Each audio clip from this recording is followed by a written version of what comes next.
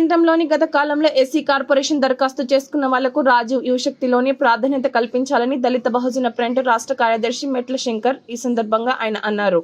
ఈ సందర్భంగా ఆయన మాట్లాడుతూ మంజూరైనటువంటి యూనిట్లను నిందించినటువంటి సర్కార్ మంజూరు అయిన యూనిట్ల వల్ల అందరికీ గత ప్రభుత్వం మంజూరైన వాటికి నిధులను వెంటనే కేటాయించాలని సోమవారం ప్రజావాణి కార్యక్రమంలో కలెక్టర్ని కలిసి యూనిట్లను కూడా గౌంటేషన్ చేయాలని డిపిఎఫ్ పక్షాన పిలుపునిస్తున్నామని అన్నారు. ఎప్పుడైతే యూనిట్లు అన్నిటిని కూడా గ్రౌండ్ చేయాలని డిపిఎఫ్ పక్షాన పిలుపునిస్తున్నాం.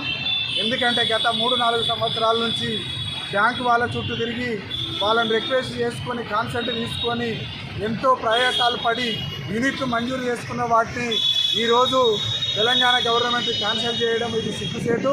కనుక మేము డిపిఎఫ్ పక్షాన డిమాండ్ చేస్తున్నాము. ఖచ్చితంగా పాత యూనిట్లను వారికి గ్రౌండింగ్ చేసి అమౌంట్ ఇచ్చి యూనిట్లు స్థాపించేటట్టు చూడాలని ఈరోజు మేము డిపిఎఫ్ పక్షాన డిమాండ్ చేస్తున్నాం. జై భీమ్.